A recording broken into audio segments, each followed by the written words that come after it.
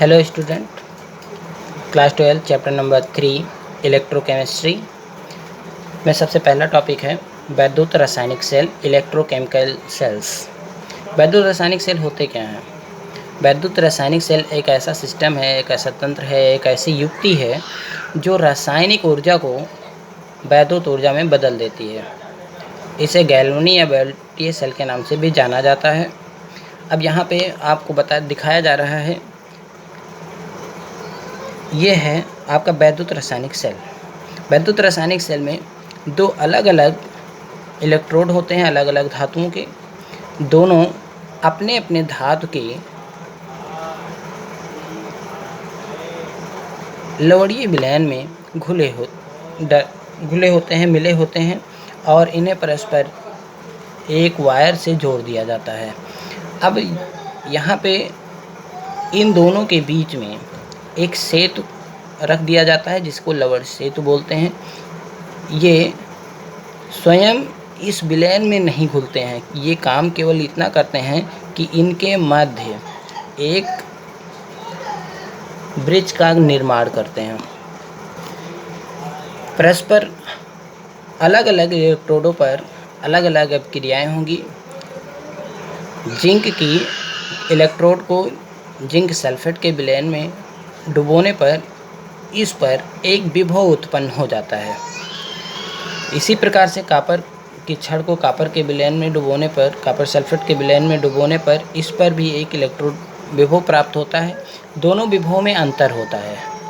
यहाँ पर जिंक की इलेक्ट्रोड पर इलेक्ट्रॉन उत्पन्न होते हैं जो कि पॉजिटिव की ओर यानी कि कॉपर इलेक्ट्रोड की ओर गमन करते हैं। देख लेते हैं यहाँ पे Zn, समझ लेते हैं यहाँ पे रिएक्शन द्वारा। एनोड पर Zn S जो है Zn2+ और 2 इलेक्ट्रॉन के साथ, ये दोनों इलेक्ट्रॉन जो हैं ये इस इलेक्ट्रोड से होकर इधर की ओर कॉपर की ओर गमन करते हैं। इसी प्रकार से कैथोड पे होने वाली क्रिया का Cu2+ 2 इलेक्ट्रॉन को ये ग्रहण करते हैं और कॉपर सॉलिड में परिवर्तित होते हैं, जो कि यहाँ पे क्रिया हो रही है। यहाँ के इलेक्ट्रॉन आ रहे हैं और यहाँ पे ग्रहण कर रहे हैं। इस प्रकार से ये दोनों अभिक्रियाएँ होती हैं। दोनों अभिक्रियाएँ अर्ध अभिक्रिया कहलाती हैं, अर्ध सेल अभिक्रिया कहलाती हैं। जब तक इन्हें हम जोड़ेंगे नहीं तब तक धारा का कोई प्रवाह नहीं होगा, और जब तक इसे हम किसी भी दूसरे अर्ध सेल के साथ नहीं जोड़ेंगे तब तक हम ये भी नहीं ज्ञात कर सकते कि इस पे विभव कितना है। ये अभिक्रिया तब तक चलती रहेगी, धारा का मान तब तक प्रवाहित होगा जब तक इन दोनों के सांद्रताएं समान नहीं हो जाती हैं। अभी बात कर लेते हैं सेल अभिक्रिया होती क्या है, सेल अभिक्रिया को कैसे प्रदर्शित करते हैं। आपको स्क्रीनशॉट में भेजा गया था सेल अभिक्रिया को प्रदर्शित करना। तो यहाँ पे देख लेते हैं एनोड पर होने वाली अभिक्रिया Zn यहाँ पे 0 था, यहाँ पे 2+ हुआ। इसका मतलब ये हुआ ऑक्सीकरण, इसमें हो रहा है अपचयन। तो जब भी हम सेल रिएक्शन को लिखते हैं, अभिक्रिया को लिखते हैं, तो इसमें ऑक्सीकरण को पहले लिखते हैं, अपचयन को बाद में लिखते हैं। ऑक्सीकरण में होने वाले को धातु और उस पे उत्पन्न होने वाले आयन को ये क्रिया के उपरांत जो भी बन रहा है उसके बीच में एक सीधी लाइन खींचते हैं तथा दोनों अलग अलग अर्ध अभिक्रियाओं को दर्शाने के लिए उसके बीच में डबल लाइन का उपयोग किया जाता है। इस प्रकार से लिखे गए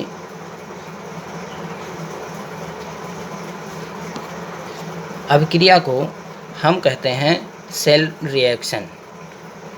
अभी इसको आगे समझ लेते हैं। इनके बीच आपको बताया गया, यहाँ पे ऑक्सीकरण, यहाँ पे अपचयन हो रहा है, दोनों पे एक विभव उत्पन्न होगा। तो हम ये कह सकते हैं दोनों के अलग अलग विभव, यहाँ पे देखते हैं इधर उत्पन्न विभव और इसमें उत्पन्न विभव, दोनों विभवों में जो अंतर होगा उसे हम सेल का विभव कहेंगे।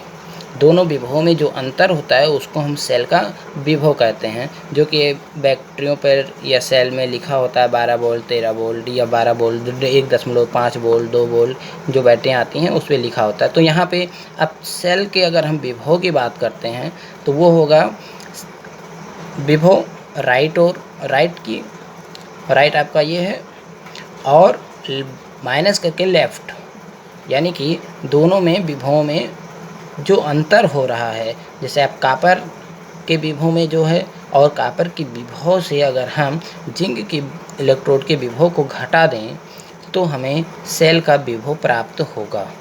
यानी कि अपचयन माइनस ऑक्सीकरण, विभव को घटाने पर जो प्राप्त होगा वो क्या होगा, सेल का विभव कहलाता है। इसी प्रकार से हम आगे समझते हैं इलेक्ट्रोलाइटिक सेल यानी कि विद्युत अपघटनी सेल क्या होते हैं। तो विद्युत अपघटनी सेल में थोड़ा सा अंतर है, वो अंतर ये है कि आपको समझना होगा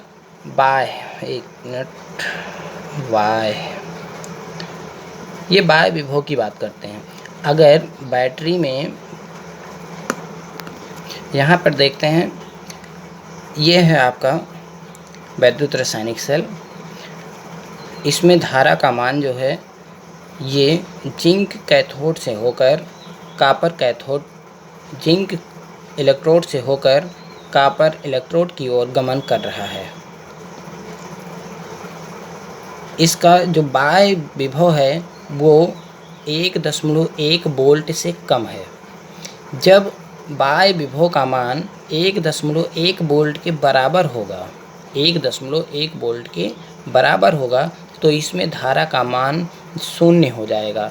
ना तो धारा इधर से इधर को जाएगी और ना ही इधर से इधर को आएगी।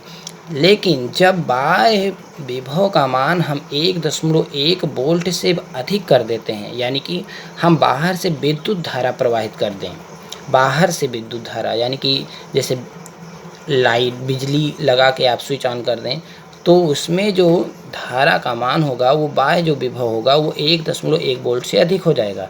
इसके फलस्वरूप ये जो प्रक्रिया है इलेक्ट्रॉन का इधर से उधर का गमन, ये जस्ट अपोजिट हो जाता है, ये उल्टा हो जाता है। अब यहाँ पे जिंक की जो इलेक्ट्रोड है वो कैथोड के रूप में कार्य करेगी और कापर की जो इलेक्ट्रोड है वो एनोड के रूप में कार्य करती है। इस प्रकार से इलेक्ट्रॉन जो होते हैं वो कापर की ओर से जिंक इलेक्ट्रोड की ओर गमन करते हैं। और आपको ये भी पता होना चाहिए कि विद्युत जो धारा होती है वो सदैव इलेक्ट्रॉन के विपरीत चलती है। अगर इलेक्ट्रॉन राइट से लेफ्ट की ओर जाएंगे तो विद्युत धारा का मान जो मिलेगा वो लेफ्ट से राइट की ओर मिलेगा। इस प्रकार से ये तीनों चित्रों के हिसाब से आप समझ सकते हैं।